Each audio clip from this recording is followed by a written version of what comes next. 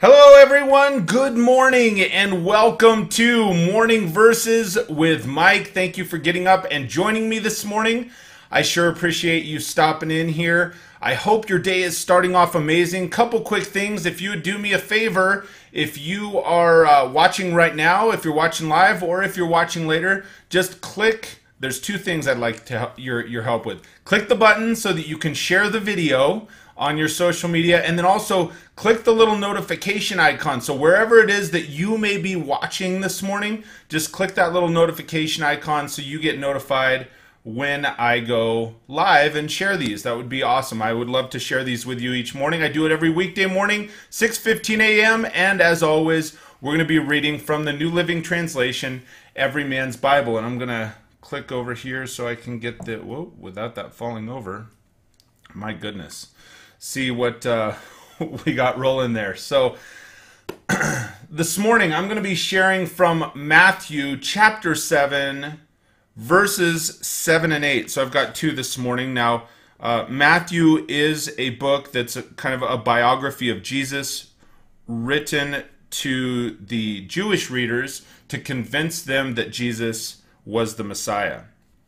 So the perspective in this book, and one of the things that I like on it, is it talks about ordinary people. Jesus' 12 disciples were a very diverse group of men that Jesus formed into a united team. He showed them what to do. He taught them. He warned them about anger, adultery, divorce, revenge. He spoke from a male perspective, really. And so he gave them practical experience, helped resolve conflicts, especially power struggles, and dealt with certainly betrayal and abandonment. So I'm going to jump in here to verses 7 and 8. And it says, now this is talking about effective prayer. It's speaking to me a little differently this morning. So one of the things, when it's talking about effective prayer, one of the ways this was speaking to me, and as I was thinking about this last night, I was thinking about, preparation. How do we prepare for the future? How do we get ready? So 7 and 8 read, "Keep on asking and you will receive what you ask for. Keep on seeking and you will find. Keep on knocking and the door will be opened to you. For everyone who asks receives. Everyone who seeks finds. And everyone who knocks, the door will be opened."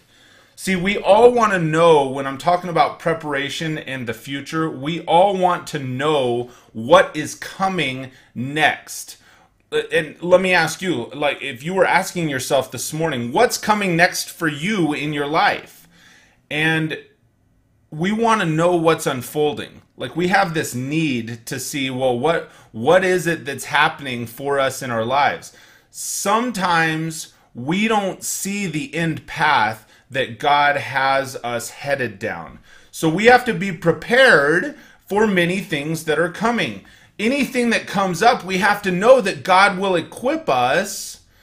And so understand this. Preparation comes in different packages. We expect it to look like, I'm going to go and I'm going to study and I'm going to prepare. And then when something comes up, I'll be ready. But that isn't always how God works. Preparation comes in different packages for us because sometimes it's disguised as pain. Sometimes it's disguised as failure or even in loss. God is preparing us for something else. And so what he does is, you and I have to understand that, and we've got to dig deep to give purpose to the pain. We have to give a reason. We have to give a meaning for that. And see, you can make the decision. You can just simply decide as what the message is in the moment. What is the purpose for that right now? Because as the verse says, what we focus on, we get more of. So if you're focusing on learning and focusing on what you want the outcome to be, what you think the outcome should be, God will help and define that for you. He will speak to you and he'll help lay it out.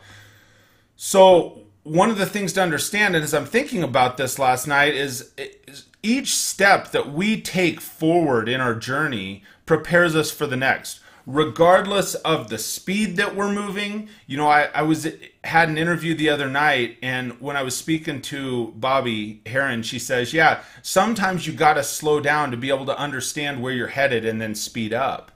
And I think that's one of those things that was really still ringing true with me is it doesn't matter how fast you're moving, how quickly you're moving towards a goal, or if you're slowing down and you're being much more calculated. You know, you have to stay at the ready and understand God is preparing you. Regardless of what you think it should look like, God is preparing you for your next steps. He is helping to guide those steps. It says that in many verses in the Bible.